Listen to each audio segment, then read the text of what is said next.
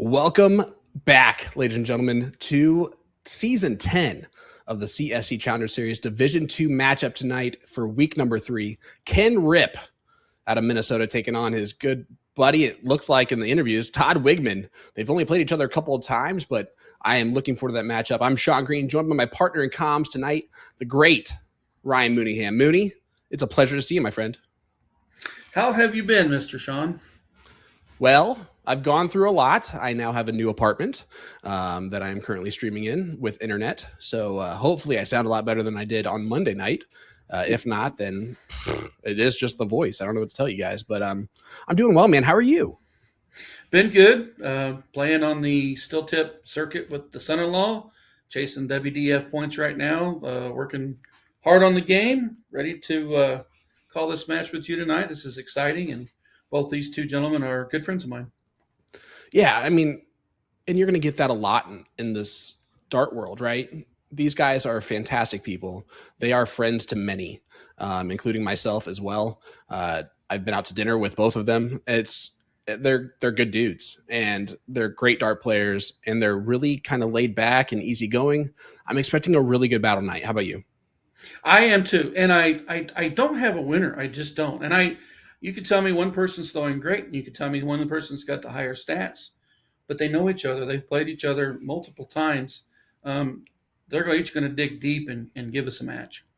Yeah, absolutely. And listen, I don't want to do this to you, but you can't John Part it. You're going to have to actually make a decision here in a couple of minutes when I put you on the spot of who you're going to pick tonight. I have a decision, but I have a decision. You made it sound like you made it sound like, well, no, you won't. That'll be fine. They'll get over it eventually. And if they don't, then they never deserve to hear their opinion anyway. But hey, Ryan, let's head on over to hear from one of our, or to see one of our players. How about Mr. Ken Ripp? You want to introduce this bad boy? Mr. Ken Ripp from the great state of Minnesota. This vendor is Midwest Coin Concepts. Location tonight, Christian's Bar. Been playing for 37 plus years. He tells me he's young at heart, but he's old in the body, but he's a great guy. Averaging 4.48 and throwing his prototypes that's tonight. That's the Deadman Dart Soul Stealer. So we'll see how he performs with his prototypes. Well, you're trying to steal Todd Wiegman's soul, it looks like. But American, I love that nickname. That's amazing. American. But he's also Ken, and so it's Mary Ken, and it's so wonderful. He's playing out of Christensen's Bar, which is in Little Falls, Minnesota, the same area as Rick Hinsey, the same area as Tyler Hinsey, obviously. Coming in tonight, he has a lot more firepower, right? He has 11-9 marks with one white horse, 47 marks, 46-5 marks, which is more than Todd has in any of those categories. Yet Todd has a 0.04 average increase than Mr. Ken Ripp. So we might get a little bit more of the roller coaster from Mr. Ripp than we will from Mr. Wiegman. Let's take a look at Todd, the famous turkey chased by a turkey, whatever it is. Thunder Bunny for Schmidt's Amusement, which is spelled way wrong, and that's wonderful. Blue Water, you just pulled a Nick Teixeira times a million on that Schmidt's Amusement. Playing out of Booze 2 in Oconto, Wisconsin. He's been playing for 40 plus years. That average heading in tonight, a 4.52. Like I said, 0.04 higher than Ken Ripp. That might as well be nothing. 168 on the All-Star rank list. And he's throwing those Harrows Fire Inferno 18-gram darts. Todd Wiegman's a great player, my friend. Let's go Thunder Bunny. I love his nickname. It's funny about the YouTube video with the turkeys, but the Thunder Bunny, I just love it. Yeah, it's great, man. And coming in tonight, he has 5-9 marks with 3 white horses, 36-7 marks, 44 white 5 marks, and then 31 games played. They both play the same amount of games. They both have the same win percentage at a 58.1. Who is going to get to 9 first tonight? Mooney, who is it? Thunder Bunny. I'm going with Wiggin tonight. All right. So Thunder Bunny, Todd Wiegman. What's the final score? I honestly believe it's 9-8, I believe. Yeah, I also think it's going to be 9-8, 9-7. I'm going to pick Ken Ripp tonight. I think he's getting into the streaming side of things a lot, and I think that he's now on a stream again, feeling like he's got something to prove, I'm going to guess. And it's good to see him in this position. and he's been throwing really well overall. So can he just limit the mistakes there as they both get a 140 to start? And that's how close this battle's going to be, my friend. I have it 9-8, Ken Ripp, and you have it 9-8, Todd Wiegman. I think that's going to be a fantastic showing there. But man, Mooney, let's go over those. Oh, go ahead. I was going to say I don't think we're going to see anybody get more than 2 legs ahead. It'll surprise me. It would be just because of mistakes, but I think it's going to be just too close. Yeah, I say that every time, and then of course, I'm always surprised. Someone ends up doing it, and it's always insane when it happens. But Todd was just trying to match, or was trying to beat him by 2, unable to do it. So Ken Ripp will get the start here, and let's go over those rules in specific format of the CSC Challenger Series. It is a double elimination style tournament. Those players will play a race to 9, best of 17 legs, all cricket with a cork that we just saw to start the match. The loser of the previous leg will start the next leg after that. If either player is down 3 or more legs, which Mooney says is not happening tonight, they will continue to go first until that deficit is reduced to 2 legs. That is that PPD player advantage rule. And Mooney, if we go the distance,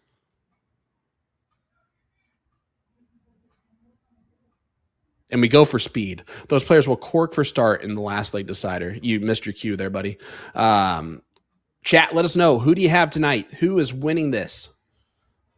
Is it going to be Mr. Todd Wiegman, the Wisconsinite, or Ken Ripp, who is basically a Wisconsinite just on the other side of the border in Little Falls? We will see the distance. We will see the speed. I missed the cue, but I'm back at you. It's too late now. You can't I know. Bring it back. I was trying to salvage that. No, watching Ken Ripp go up with that big 7 there. Yeah, getting caught up in the match sometimes. Oh man, it's hard not to at any point in time. Yeah, Donald, we are too. Hoping we're right about the last leg decider. Is that Shade taking Ken Ripp? CJ Phillips taking Wiegman. Ripp 9-7 from Jason Smith. Look at these getting in there. We got a lot of good predictions. Ryan O'Flynn, what's up, brother? Hope you're doing well. We got some New Yorkers in the chat. We got people from all over, including Bicknell, Indiana.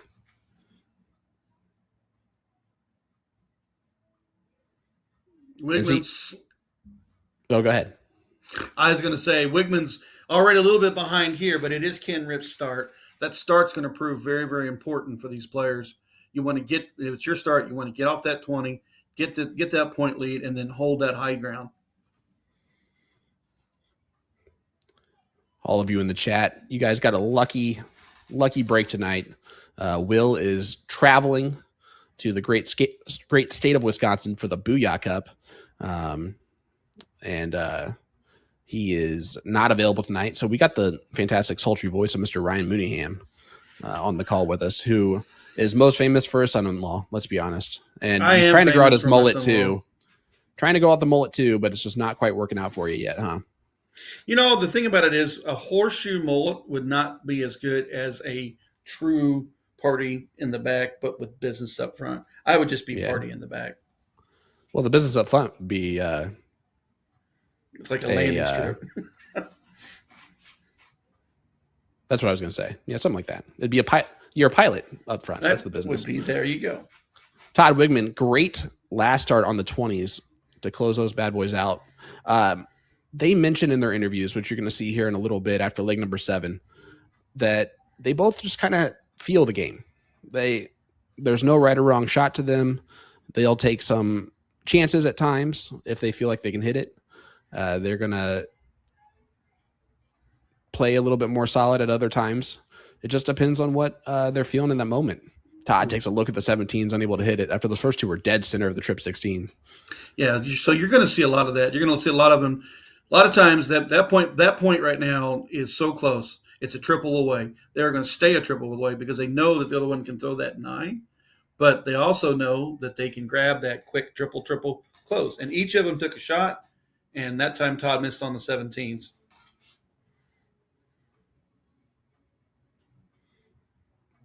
Oh, maybe it's a good time for me to miss Booyah Cup. But look at this. Boom goes the Wisconsinite. Todd Wiegman with the first one tonight. You got to call that one straight across the board. Took out the 16s, then with the 17s, then the 15s. Pushed Ripp right to the center of that dartboard. That's And a in a nice blink of shot. an eye, Wiegman takes the early lead here against the throw. Justin, I'm going to take both these guys have kind of been a little bit down on Booms 12 and 8 total in there. So that's 20. So they're averaging 5 a match. I'm going to say the over-under is 8.5 as I Wiegman say they're takes going to out hit leg the. number 1. I think they're going to hit the 10 mark. The 10. All right. Yeah, I know you can't see the chat, Mooney. You're too old for that. But Darren Walters says, tell Will good luck. They are calling for 1 to 25 inches of snow this weekend. 1 to 25. I just love that. It's a total Wisconsin thing, right? Like, that's like saying, like, there's a chance of tornadoes. Like, yeah, we know. We live here. We know that every time. What's up, Jonathan? How you doing, bud? Good to see you, my friend. Paul, I am not going to make it. This is actually going to be my first year missing since year number 2. I'm sad I'm going to miss it, but I know that it's going to be awesome like it always is. And if it's Will and Nick, they're going to dominate it like they always do. They got the best team working, that's for sure.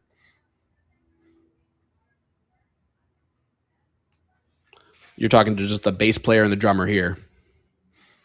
Yeah, and sometimes the electricity goes out for us.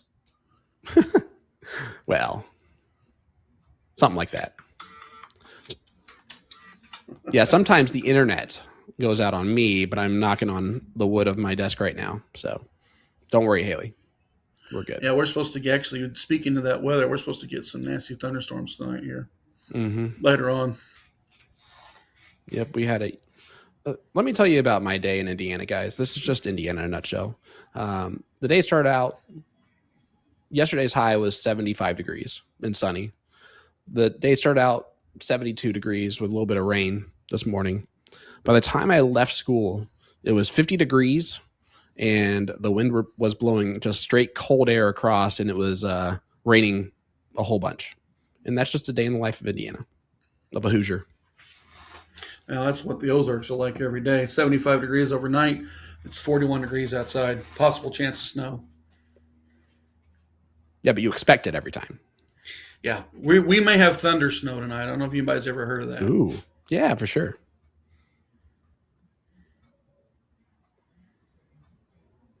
Todd picking another moment to hit a big shot. Ooh, gets 7 of them. He That's averaged a triple. 5.5 in that first leg, Mooney. Yeah, and so that's the one thing you're going to see. These guys they're going to get their shots, and they're going to take them. They're not going to just power try to point the other one out, because they know that if they miss, they're in trouble. But they're going to have to take away that other segment when they have the opportunity. The opportunity to throw a bunch of 9s may not be there, but that 7 mark is going to be extremely deadly for both of them. And that's typical, right? In every level of this game, the 9s are for show. The 7s are what win you matches and what win you legs. How many 7 marks can you hit? Unless you're playing against someone like Leonard or Mike or Kevin or those type Ram, then you have to hit some 9s in the leg. Yeah, you're going to have to be on your A++ game. Those guys are just so powerful on the board, and they'll just overpower you so quick, so fast. This being an equal level match, equal level play, it's you can challenge your opponent, you can play conservative, but then you can take the pot shot. And right there, Thunder Bunny did and missed, and Ripp made him pay for it.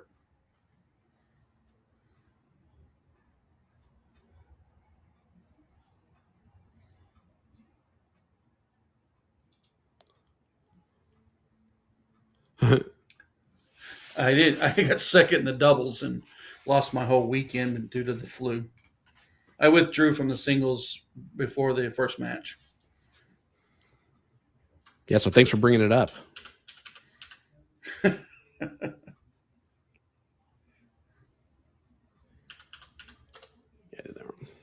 There goes Ripp. There goes Ripp.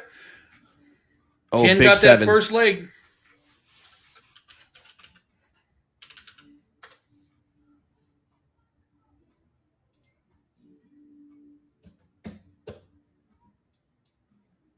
Yeah, Rip's going to feel the confidence right here. 5-5 on the first leg out of Thunder Bunny, but here comes the American.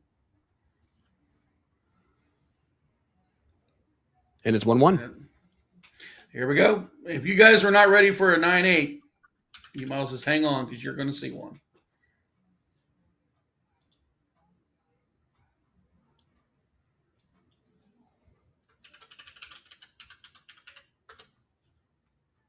This is going to be the most important spot for these players every time is that open. They're going to have probably their even share of opens. They're not going to have to battle as much back.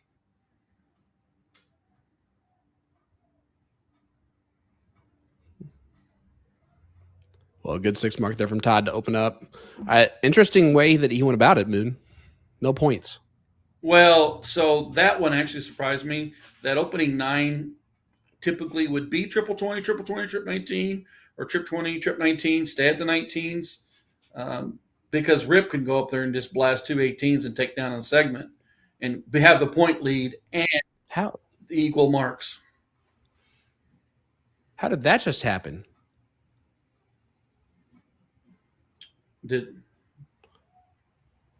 I have never seen the camera system get knocked off its its route like that. It was the first time for everything, I guess. Yeah, they're usually mounted unless it's mounted on a movable situation. They're normally mounted from the ceiling in all the bar locations. Yeah, I do love Christensen's bar. It's got that nice massive pole there in the middle of the right next to that table there. It's where Hot Dog Lady is from. Rip's going to need to do something here. He's going to let this leg get out from under him. He does got the point lead, but 3 houses right now in the back pocket of Thunder Bunny. All right, Mooney, I'm going to have you guess who's sitting next or who's sitting behind Ken Ripp when it goes back to the screen. And you have to tell me, give me evidence as to your guess. Good 7 mark there from Todd. You ready? Well, that's probably Rick, isn't it? Look closer. Oh, Han Solo. Han Solo. And how do you know that it's Tyler Hensey? Because it's only got the throwing hand. I'm just going to say that's the proper way. Don't get me in trouble. It's Han Solo, baby. Man, Mooney, I can't believe you did that. Awful. What a jerk, huh? Jonathan, we know. That's the whole point of the fun. Oh, I love Tyler. Tyler's great. Tyler's great. How about this, Moon? At the beginning of the season, you know how crazy Division II of the CSC Challenger Series is, right? My favorite is now made his way to the top 4 on the winner's side, and Brad Gollin. That's wow. How did Shea do in it? Shea lost to Brad last week. So Shea is playing this week against Scott McNeilius. I was kind of putting a little bit of money on O'Shea Cole. I've always been a huge fan of hers. Yeah, you meant fictional money because we don't necessarily. You can't gamble on this. I wish I could. Hey, Kara. Good to see you, my dear. One thing I love about the Hensies is that I know I'm not in trouble for making that statement. Mooney is for sure, but I'm not. Oh, I know. Rick's going to smack me. Tyler's going to beat me up. They're only about 8,000 feet tall. They're not small human beings. No, they'll squash me like a bug. Ken Ripp gets 3 bowls, but it doesn't look like it's going to be good enough in this leg. Wiegman needs 3 bowls. Some would call it a turkey.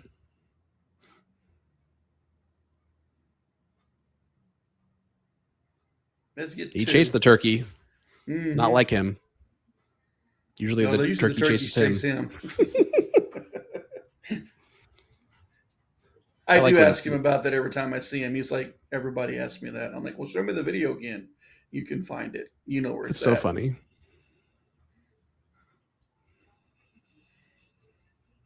Oh, Nice great one. 4 bulls.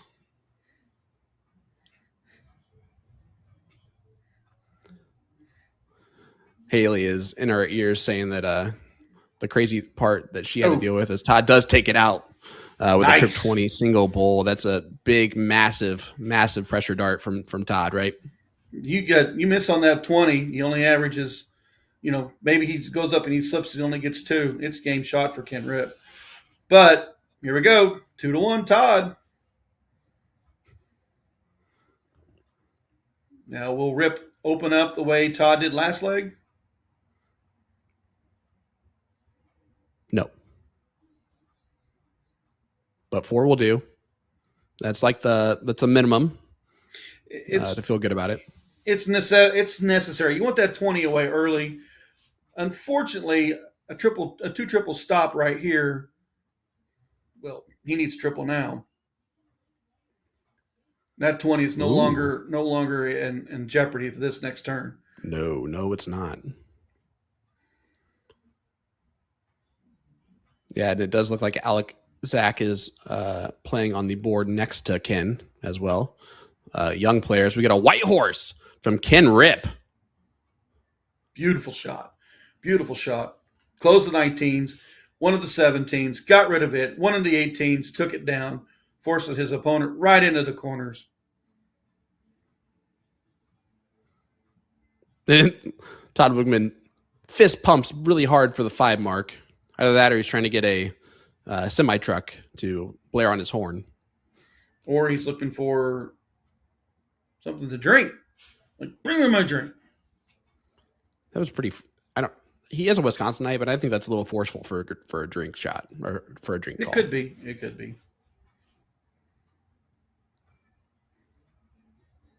Oh, that's what's happening. It's the pole. That's where the camera's mounted. It's mounted on the pole. I remember that.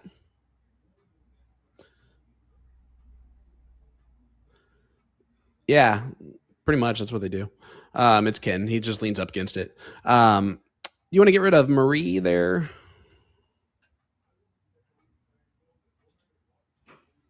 Miss Haley in the restream? We don't want to visit your WhatsApp. You can WhatsApp your way out of here. All right. 9 on the 15s. Nope. He's going to get Needs 7. Oh, Rutrow. I wouldn't be happy with that one either. First one fad, then a triple, and then nothing to back it up. Ripp is So earlier, licking his chops. Yeah, and Ken's gonna just chase through this leg if he can. That's his goal here. Goes up on the last start. I love that last start. Very smart play. But yeah, Haley was saying that when they were trying to look up and find Todd's video of him getting chased by turkeys, apparently there were like 20 other videos of mailmen getting chased by turkeys. First of all, why turkeys? And then second of all, why mailmen? The mailman part I get, like they're walking to the door, but why are there so many turkeys at the door all the time? I don't. That's the thing that's crazy is you see it with geese too. On the hospital campus, we have to rush our geese out of there because they'll chase patients. Well, geese are terrifying. Don't even get me started.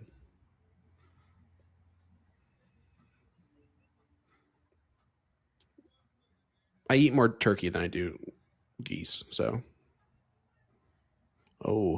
Todd's keeping it close. 2 marks. Just need 2. Get the point lead, close the bull. Game shot will be 2-2. Gets the bull first and ties it up. He goes that route just to be like, yeah, I tied it up. 3.9 to a 3.17.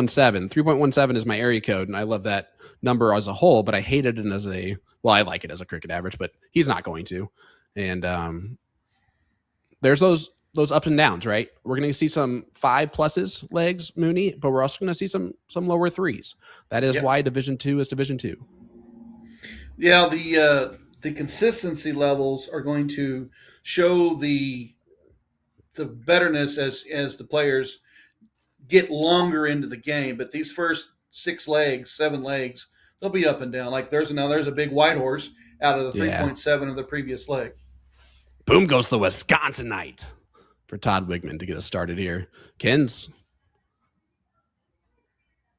trying to get his first.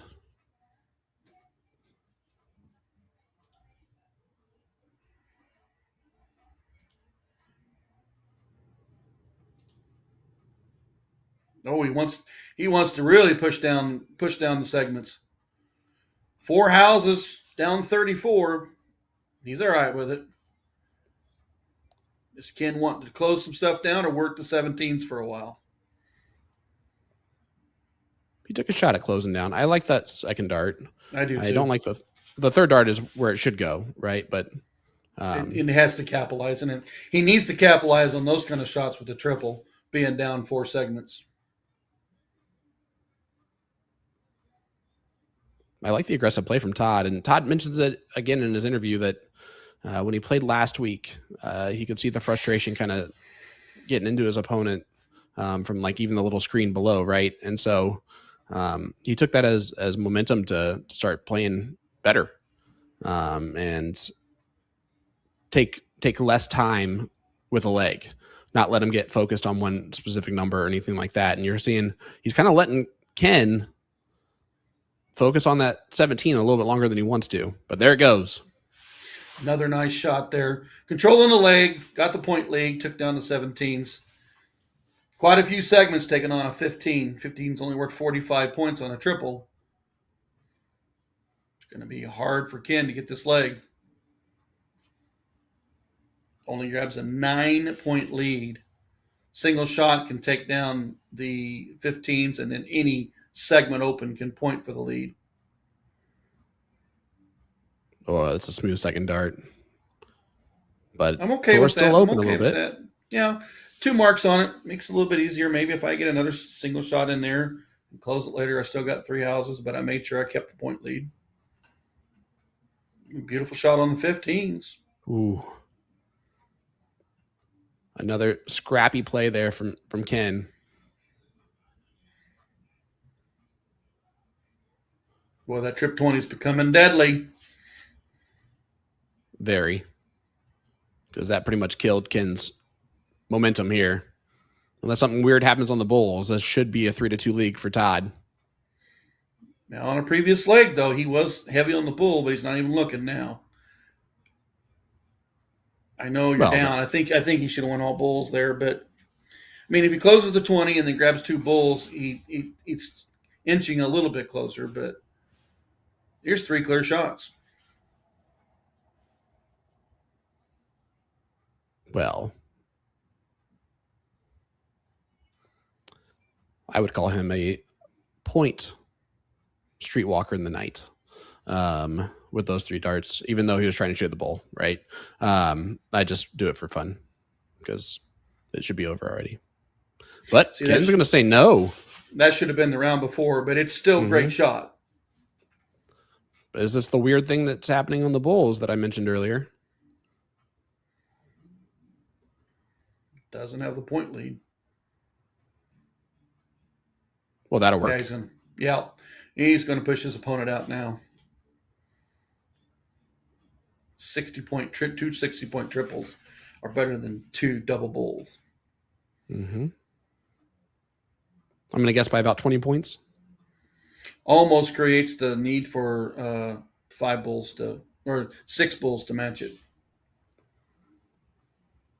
Still got to hit 3 here, though, Todd does. And he should take a shot with his first dart and line himself up. There you go. Yeah. First one goes in, it's almost automatic to feel that and keep that going, especially with the throws that these 2 gentlemen have. 4.89 from Wiegman in that leg, raising it up to the 4.3 of Ken Ripp. Ladies and gentlemen, I want everybody to know that Will is not here to write down these averages. So I don't even know where that sheet is. So we're not going to know those averages until about 10 minutes after the match is over. But we're just going to imagine that they're both averaging 5s the whole time. Sound good? All right. Thanks for staying with me, fam. Better open this time for Ken Ripp. Last time it was 4. This time is 7. A little more pressure on Todd for that 19.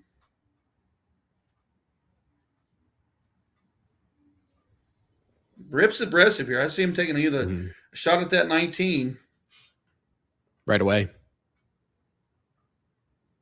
Now, these guys are not afraid to challenge each other. Oh, here we go. Boom boom goes the dynamite. Ken Ripp ripping in a white horse of his own. They have 4 9 marks. 3 of them have been 3 triples on different numbers. Or have all 4. All 4 have been 3 triples on different numbers. All 4 have been a horse or a spread on the triples. That's crazy. How often does that happen? Usually you're seeing a lot of 9s on 3 in the bed. Oh, that was almost a menage a trois. Right Bounce on call, on but third dart. They kicked that last one out of the bed. Mm-hmm. That just shows you the level of consistency these two have got. Ken is still. Oh, he tried to add to the average there and get that point lead way up, which would have been a smart play.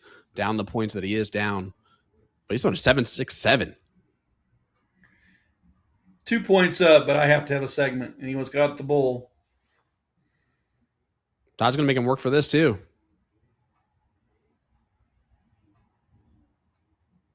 Reminder, folks, this is Division 2 of the CSC Challenger Series. Mooney, I remember Season 1, Season 2, when these guys, if they're finishing with a 4-5, they had a fantastic night in Division 2. Now, we're looking for 5 pluses for a fantastic night in Division 2, and we're going to see a lot of legs like this. Well, Thunder Bunny wanted to get rid of it early. He didn't get on the first start. Did stay up there. I think he should have went to the bull and added some more points. Rip's got 3 houses. Oh, is he going to make him throw for it? No. He's going to take darts out of his hand.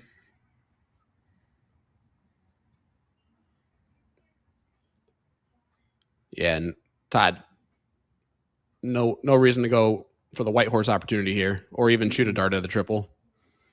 No, I needed 2 bulls in there. He only got the 1. Rip doesn't have to do much here.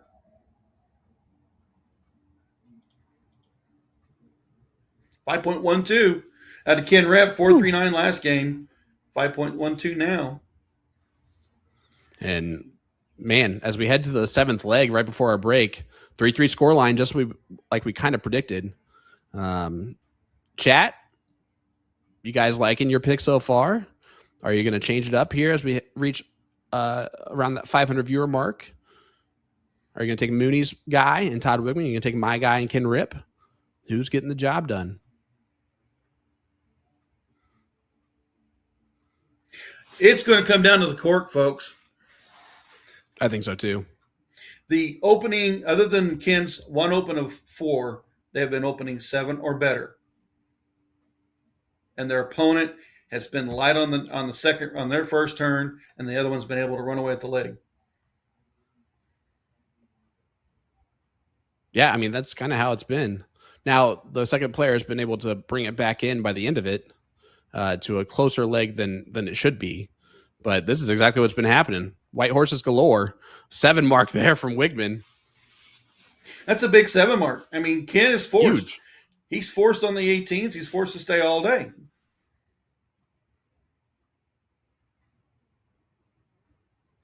That can build pressure in your mind. You're like, he's already up a couple houses and he's got the point lead. I have to go at least 7 on the 18s, and my opening dart doesn't hit. He gets 4, but it's just all day for Thunder Bunny right now. Yeah, he's hitting the middle of the segment every time. Mooney, the one thing that irks me is that too many players don't know about soft tip dartboard lights. You can upgrade your soft tip game by choosing one of 3 handy bundles from A to Z Darts to suit your dartboard lighting needs. Just tap the resources page at atozdarts.com to learn more on their blog. I will tell you, lights have gotten better over the years. The days of the old-fashioned soft white bulb that you put on any kind of pole or like a lamp or something you had around the house, those days are gone. I mean, the Corona lights, the 180 lights, the LEDs have really fashioned a great look on the board. Yes, they have. It almost is like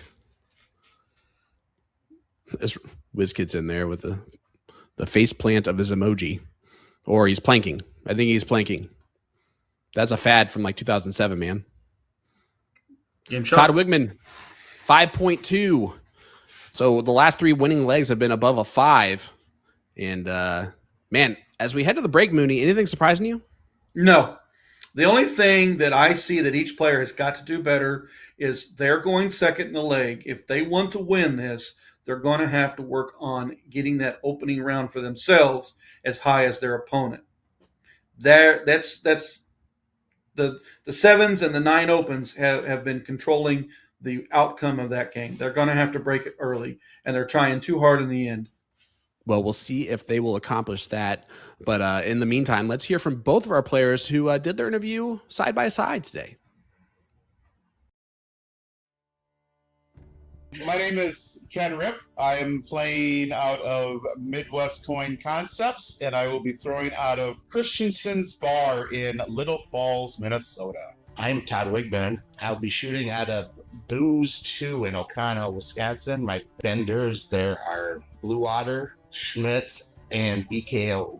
So I got a few. All right, so week 1 I played Zach. I went in feeling pretty good. The night before I had a pretty good night of league. When I started playing against Zach, I could tell he was struggling. And because of the person that I am, sometimes I'll kind of play similar or down to the level of my competitor. So I was trying really hard to stay focused on what I needed to do. And I could also see him start getting some frustrations, which was giving me more energy. It changed the way I was playing against him, the strategy that I was taking. I was going to be much more try to get through that match as quickly as possible and not let him get comfortable on a particular number. But I played pretty well through that whole thing.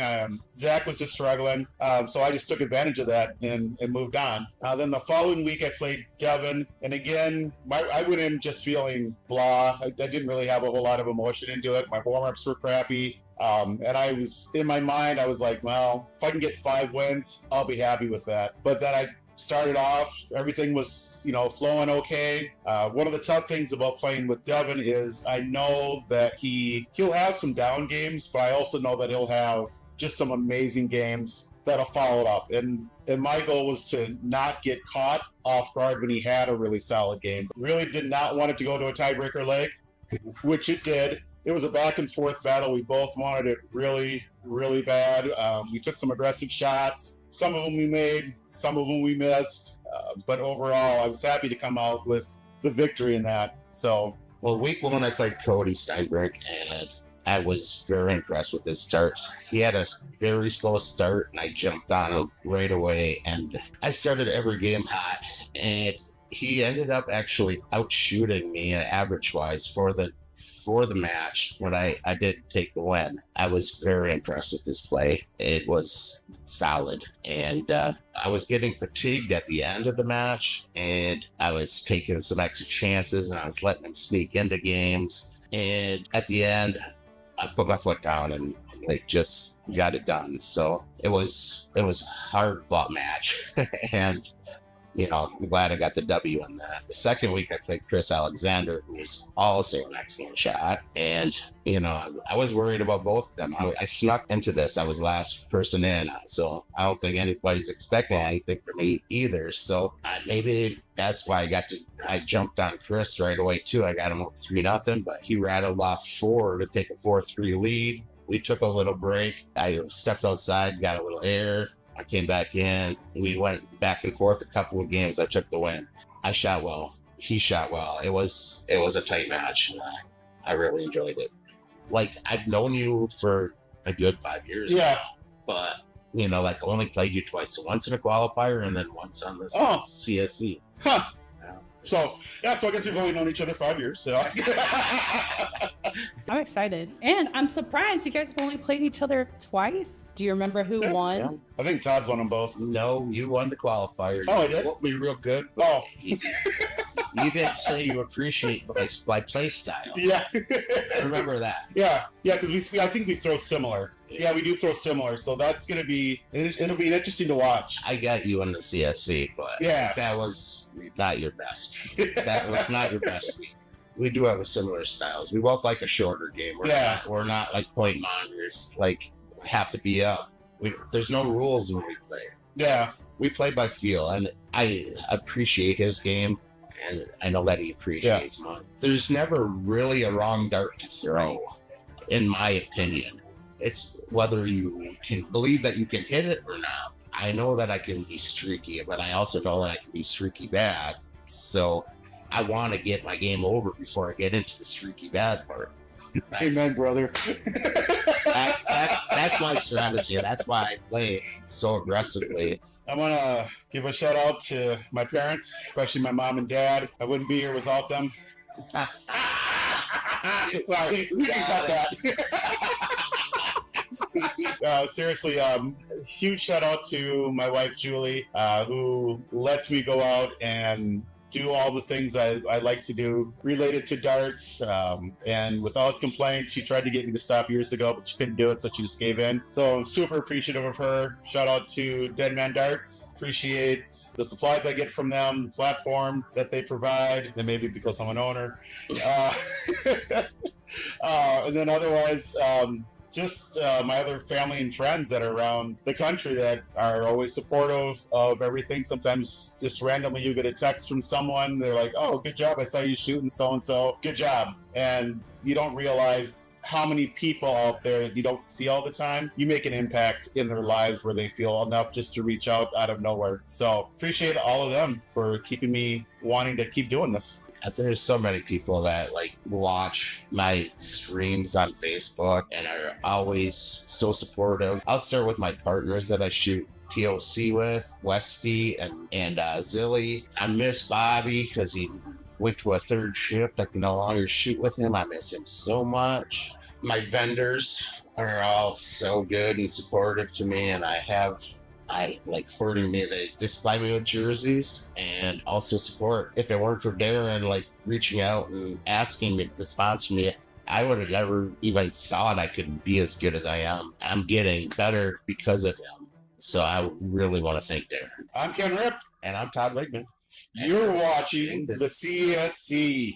Dartboard lighting systems that work with soft tip boards, starting with what I'm calling your best value option, the 180 Illumina lighting system. Quick clarification, you cannot purchase the cheaper light version, LITE, but the more durable and robust normal Illumina lighting system is going to work since it mounts to the wall. If you want to upgrade to the ultimate setup, we'd recommend the Target Corona Vision lighting system, plus conversion kit that is compatible with most grand boards. This is basically a zero installation option. No power tools are needed. You're not mounting the light to the dartboard or the wall. You just assemble the legs to the light when you buy it, and then when you buy the conversion kit, it's magnetic. Just snaps right onto the leg, and the 4 prongs push into the dartboard. Target arc light, which clips to the dartboard directly. So I have the Target arc light under the Illumina, giving it more stability by accident, but if it was on its own, it'd be a little wobbly on the board. You can see the lights illuminating like half of the board, and it's certainly in danger of falling if you bump into the board or retrieve your darts too hard.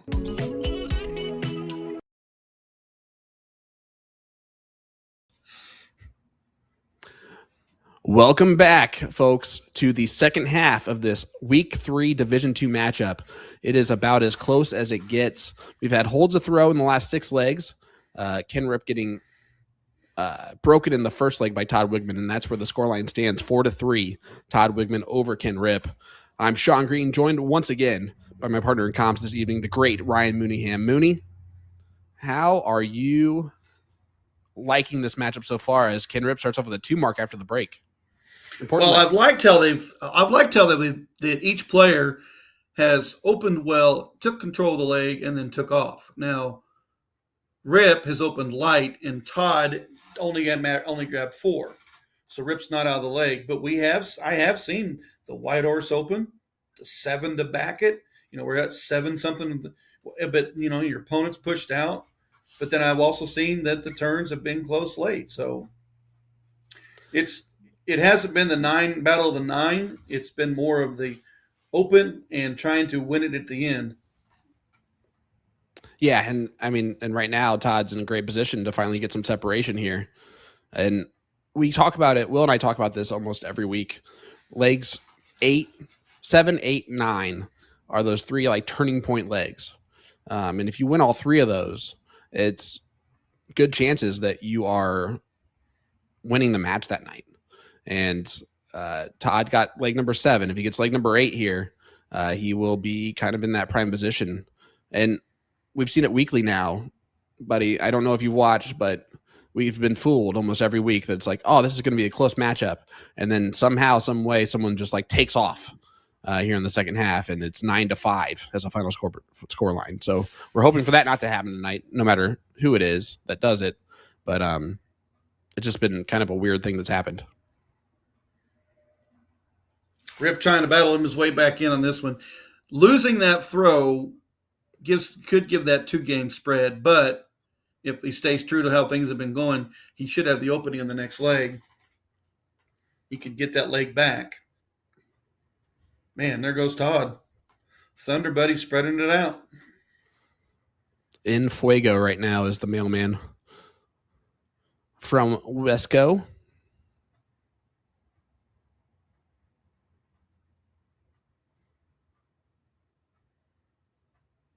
Just going to need 3. 3 easy ones, a single double. What do we got, Todd? Yeah, there's no reason to do anything different. You're going to fall out into points just like that. Just let your fly-offs build the point value. Just like that. Got 2 out of the 3. Hey, that's called missing well. If you're going to miss into the numbers that you need. If you're going to fly off into the big segments.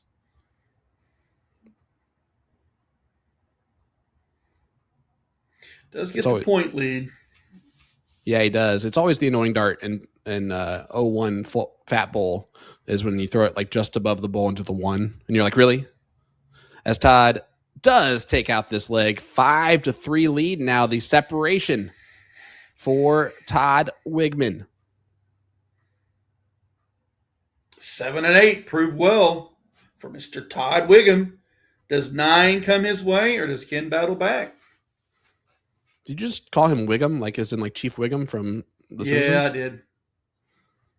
Well, now he's Wiggum from this point forward. There's Ken. There's Ken. There's the Ken we've seen. Yeah, ripping in a 6 mark to get us started. I have to ask you a question here, Moon. As a seasoned veteran of this game that you are, would you ever be throwing with prototypes in a match like this as we get our boom goes the Wisconsinite open from Todd Wiegman? So that 6 mark was not as good as that 9. You say no? No. I don't like to change darts. I'm old school. I like the same setups. The only thing I do is I get a newer version of my same dart. And I play both soft and steel with the same set of colonials I've had for when Colonial first came out with their brands from A to Z. So you haven't even switched to Jen or Will's darts, even though it's the same brand? That's so rude. Only thing I did was to buy the same dart again with a newer version because they got slick. Well, you got to tell Jen what darts those are so she can make those the Moonies. I'd have to go look at them and look them on the all I know is like match them up to the screen. So, oh yeah, there they are. They're Colonial 420s or whatever. I don't know. I know.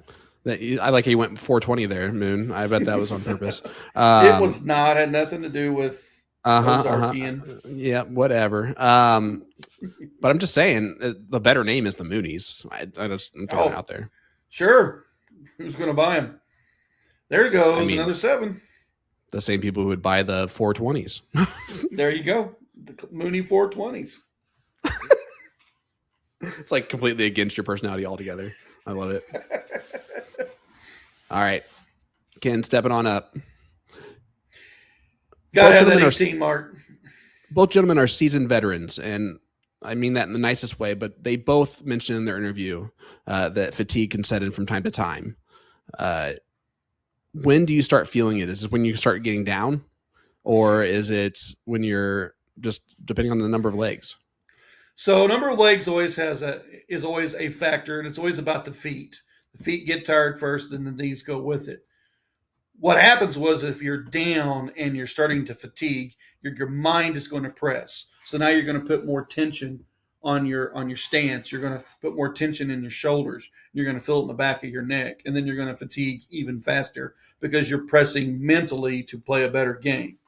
If you're up, you can kind of relax, and like if I lose this leg, you can shake your arms out a little bit. Maybe you'll sit down for a second. But when you're behind, you want that adrenaline to stay flowing. You want to get back in this game, and then it'll come back and haunt you at the end of the game. Yeah, as the great Chubbs Peterson once said, just easing the tension, baby. Just easing the tension. Mm-hmm.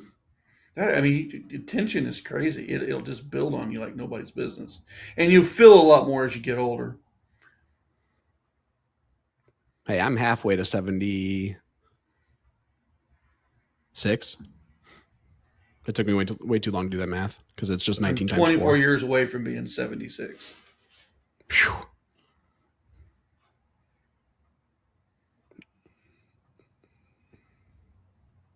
Yeah, Haley's definitely the child of the three of us for sure.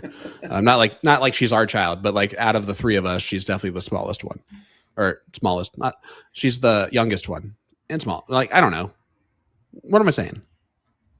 Ken Ripp is going to fire a 9-7 mark on the 16s. That's what you're saying, Sean? No, I got 5 out of him. I'm still thinking about the 420.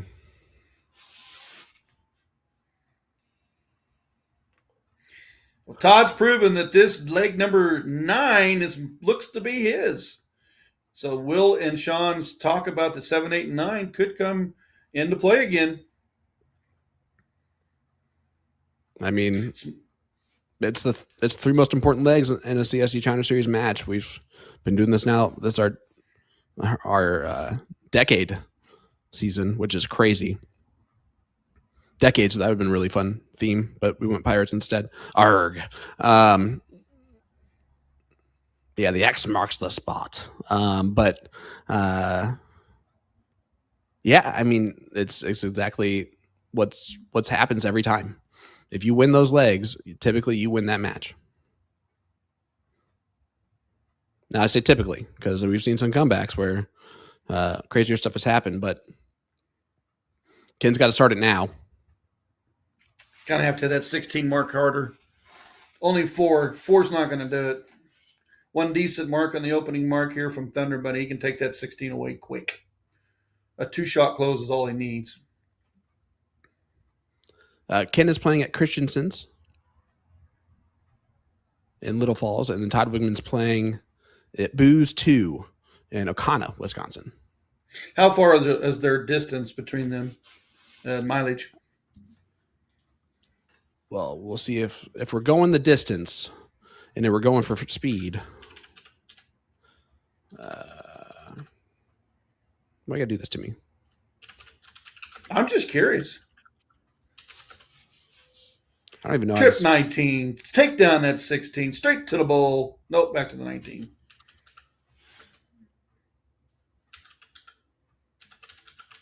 I don't know how to actually spell Ocana because you know it's definitely not how you think it is.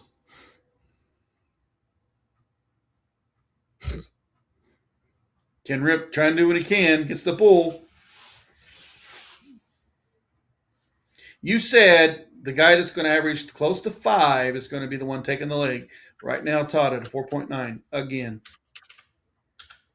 And that is a big step. 7, 8, 9. Todd's way. Ken has got a lot of work in front of him.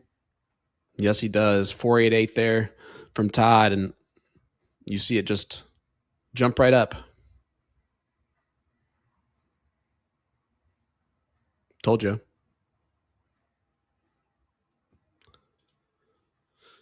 Told you it's definitely not how you think it would be spelled.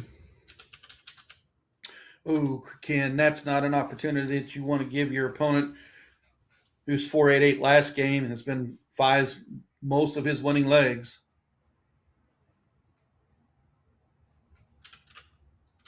Yeah, you as a player, you don't want that frustration to set in with 1 marks. You got the opening start, you're down 3 legs and you go 1. Don't let that mental block get in your head. Is that pressing starts to get in the way of a smooth delivery.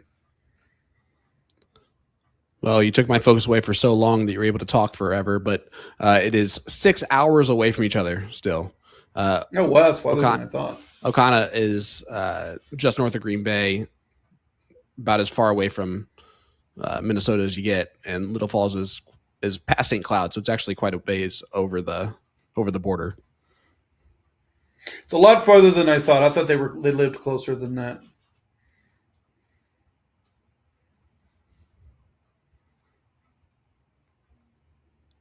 Ken looking to get going here. No, it's a good shot. I mean, one shot out of Todd can take the 18, but Todd lots of times will open on 17 because he wants a segment to work with. Todd is trying to yep him. That was way too late. I already said all the stuff that I needed to say. But thank you for finding it now. Gosh, I appreciate that, bud. Yeah, Todd's just he's finding a way to shorten legs. And that's what he likes to do when he's running. He wants to keep running ahead. He wants to play the leg fast. He doesn't want to give his opponent a chance to stay on a number and kind of get hot again, because he knows that can happen to any one of these Division II players. What's a close leg? 1 mark separation. 17s is 51 to 48. Opportunity here for Ken. 51 down. Should go back 7s. Yep. How costly is that 4 mark going to be? I don't know. Here's what we've seen Todd do. Triple close.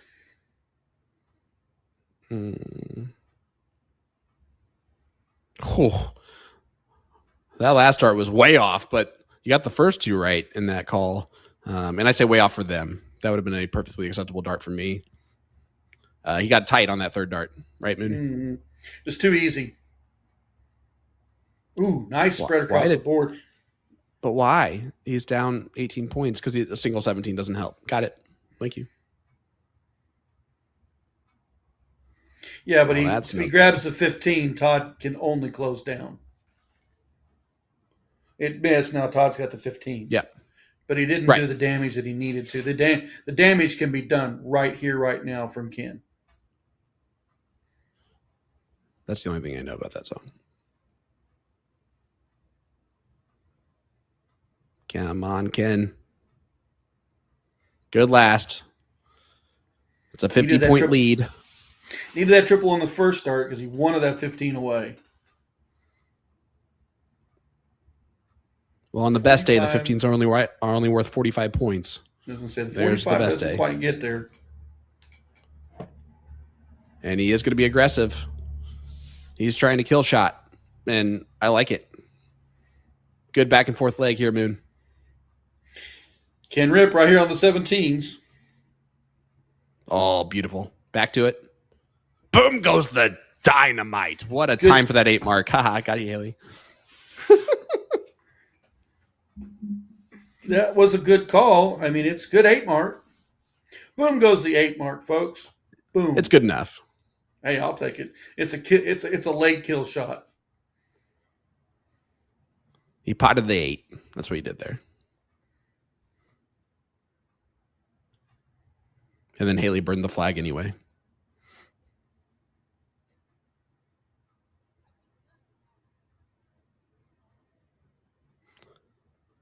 Ken came back to win that leg. That was a big win. 6-4. Yeah, stop the bleeding. He doesn't get to go first yet, though. That's a problem.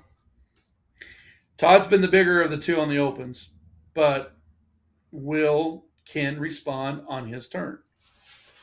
Ken has to respond and take control of the leg.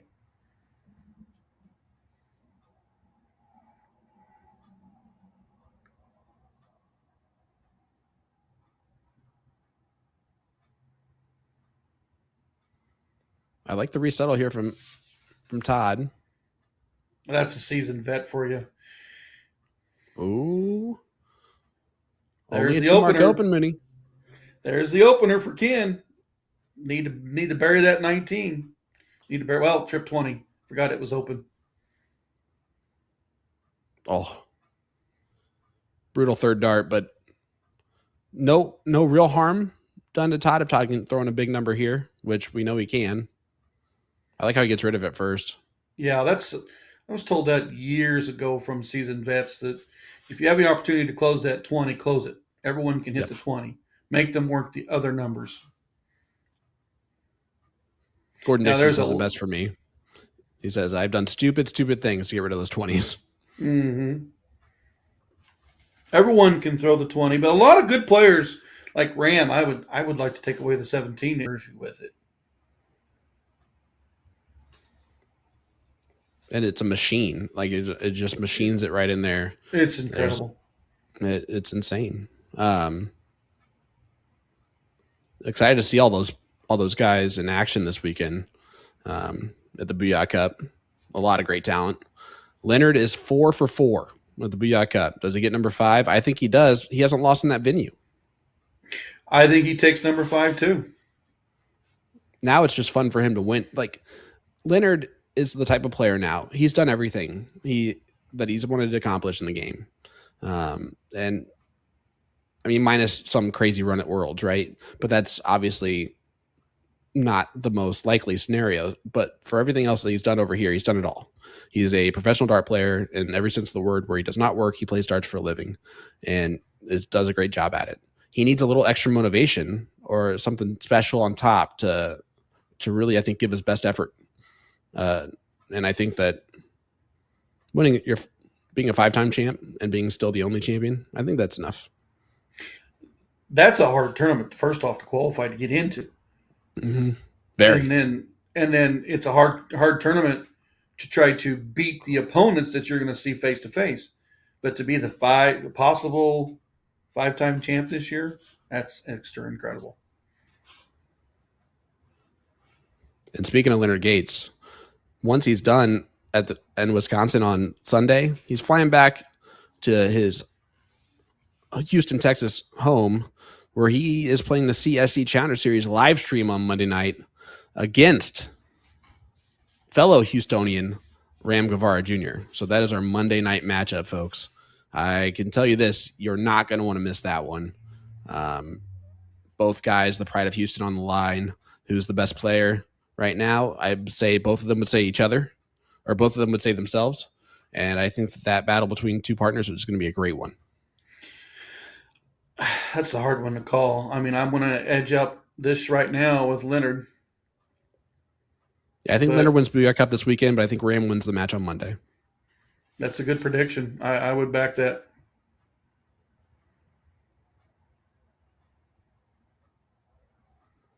Man, Ken's trying to do something here. And he has an opportunity right now and goes 2 mark, and that is to Todd's 2 mark. That is a devastating gift right back. Yeah, and Todd's going to take it and run, trying to mail it to the finish line. Trip 15-2 Bulls. Ken's not out of it, but he's got. Okay, gets the point lead. Makes him now hit 2 marks. Crazier stuff has happened, especially with Todd on the bowl. There's been a couple times where he's missed all 3. But that's a good first start. That's a game shot. Yeah, that's type of confidence. That's type of dart that will give you some confidence going to that bowl. Yeah, you go up and throw the triple for the point lead, even though you only need 10 points, and you're pretty confident if you hit the triple to go smack that bowl. Well, the John Part rule of averages and ratios here is in trouble if you are named Ken Ripp. Ken is down 3 legs to Todd, and Todd is only 2 legs away from the finish line. So in that position, John Part would say Ken is in a lot of trouble. 5 on the open. The opener has to be at least 7 or better against Thunder Bunny, because he has been the better of the 2 players for going second. You guys are wondering why Mooney sounds a lot better right now. It's because he sat up. He's paying attention now. I got closer. These eyes. These eyes. Oh, Ken, struggling on the 20s, cannot do that. Missed them all. They're going to be gone. I was going to say, Todd will get rid of it here, and he'll, hopefully. Well. Ooh, goes for the Maloney double and doesn't hit it. No.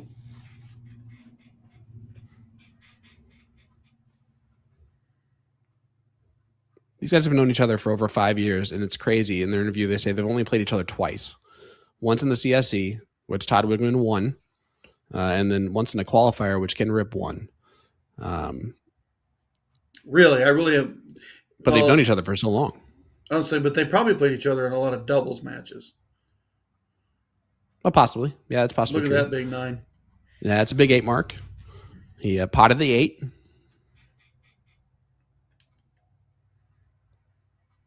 Sorry.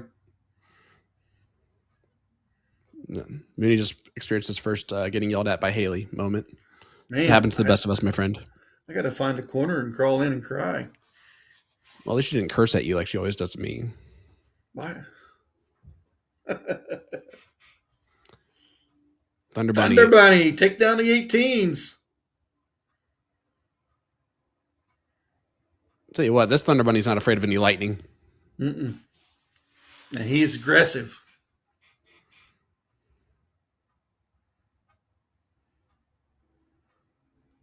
Seven's manageable, but it's not enough to get the point lead. Free look for Todd, and we know he's going to take a look at it. Shooting a 5-5 in this leg, and he's had a lot of legs above a 5 tonight. I can think of at least 3 myself. And he's still above a 5 right here. And there's been a couple legs where he's dropped below a 5 barely just after the bowls. So high quality darts from Todd Wiegman tonight. And Ken has just been a wire width off. And unfortunately in this game, that's all you need to be off to have to be getting beat like this. There they go. To the bowl. Yep.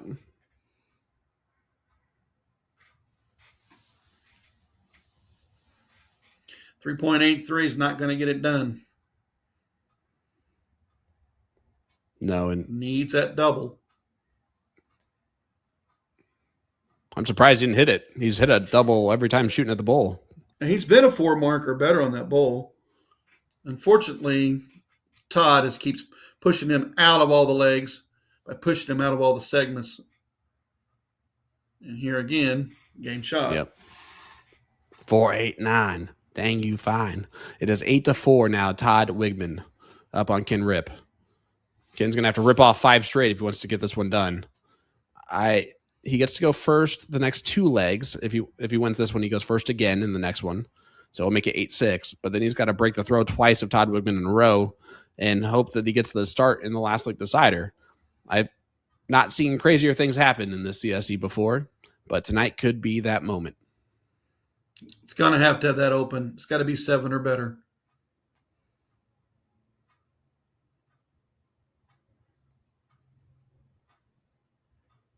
The one thing I've loved about this match and this chat tonight is just how much everyone's rooting for both players. You're seeing a lot of people, just like we said at the beginning, right? They're friends of a lot of people, and they have a lot of mutual friends that probably don't even know each other. And that speaks to your character as a human being, to be able to have that wide range of people rooting for you and also rooting for your opponent because he's just as good of a human. Jeremy's in the chat asking averages. Jeremy, if you're here before, so then I don't have them tonight. But 4.78 to 4.23. Something like that. I have no idea, but that's what it has been. Todd's been pretty close to that 4.7, 4.8. Ken's been between that 3.9 to 4.2 on average.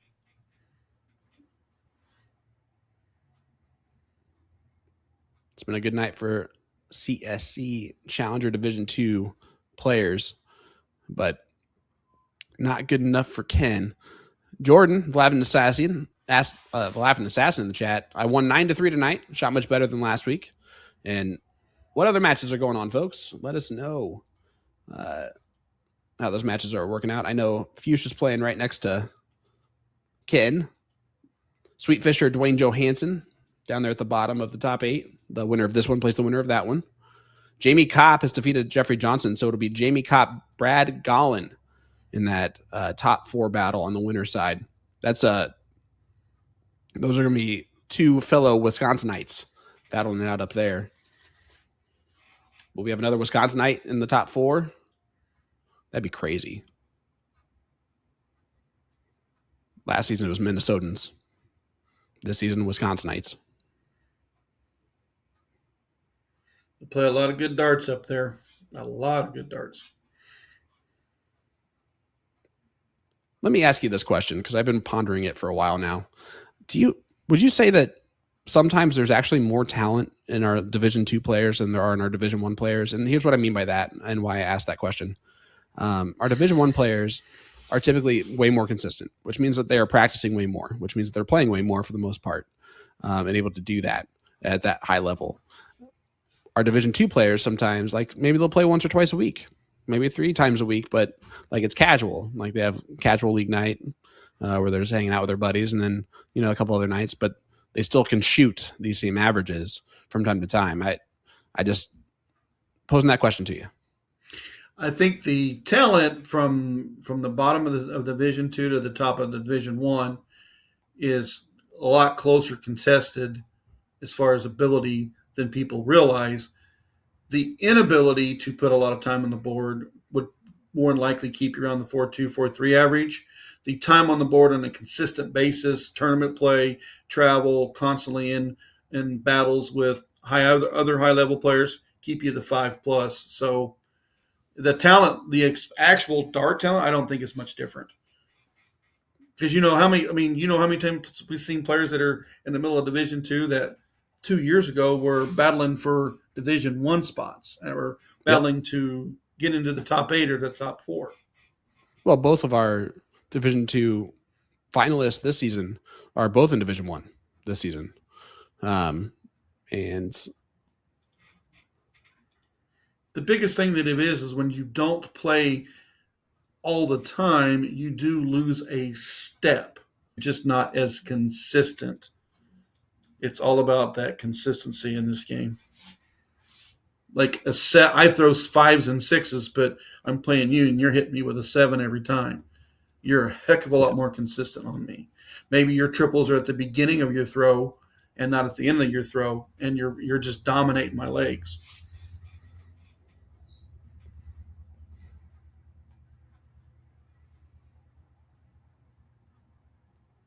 Todd's got an opportunity. 16. Oh, he did take the chance. I like the move, especially in this case. He's up 8-4. I was going to say, you're up 4 legs. Why not? Why not make that a kill shot? Oh, Ken, that's around that 16 too much. Yeah, I do want to point out that it is not my fault. A nice double from Ken Ripp gets that Maloney double, and he's like, they're gonna say it's a Maloney double. No, that was a Ken Ripp double. That one went in nicely. So Todd now would have needed. Oh, he's going to go out the trip. Oh, boy, a lot of pressure on Ken. But Ken's the one thing he's been good at all night long is the bull. Has been the bulls. Oh no! Oh no! Oh, did he just give up game shot? Yeah, he sure did. It's gonna be 9-4 final, and I hate to say that I said that after the break. I was like, we've been fooled so many times in the CSC Challenger Series because it would be 4-3, and then the final score is 9-4. And I did not mean to put that bad juju on somebody, but what a performance from Todd Wiegman, though. Deserved it. Thunder Money. Excellent job for both of them. The 7, 8, and 9 legs, just like you said, proved to be the big difference. Unfortunately, Ken was slow on his starts when he had them, and Todd made him pay. Todd was stronger in the corners than Ken. Ken did have that bull in his pocket, but at the end, Todd was more consistent on his triples. There's your winner. And we had 4 9 marks tonight. All of them were on 3 different triples, which is insane. But yeah, and all of them happened before the break. Todd Wiegman, a couple of 8 marks there, but Mooney, another surprise finish in the CSC Challenger Series for Division I or Division II. The scoreline was close going into break, and then Todd Wiegman running away with it as if there's turkeys chasing him. I tell you that Todd played aggressive. There's a slight miss from Ken. Todd made him pay. That's the tale of the tape. That's all it was. Yeah, and it's a tale of wires. If you're on the wire or off it, and Ken was just off it a little bit too much tonight. But I mean, you're welcome anytime as far as I'm concerned. But I'm not in charge of anything. So no, it's nice to get back out and call some of the legs again. I'm working harder as a player than I have in a lot of years. So you're not. It's nice. It's just a nice break. Can still use the consistency of the knowledge for you guys as best I can. Oh no, I love having you. You're always fantastic to work with, my friend. Monday night, Ram versus Leonard. We might have a different guest commentator on Monday night, which is kind of interesting because both of them are going to be at the Booyah Cup. Will can't make it back, but they can. No, I'm kidding. He has a lot of like packing up to do on Monday morning and things like that, and he drove there, so nobody's gonna even want to talk to him when he gets home on Monday evening. If that's the case, he'll be grumpy, and I would not expect anything else out of him. But it's gonna be a great match on Monday. You're gonna want to tune in. Houston versus Houston. Who is going to be our first finalist for the King seat? We're going to find out on Monday night. Mooney, it's been a pleasure, my friend. Chat, you've been wonderful as always. But we will see you guys on Monday for Division 1. Have a great night. Have a good evening.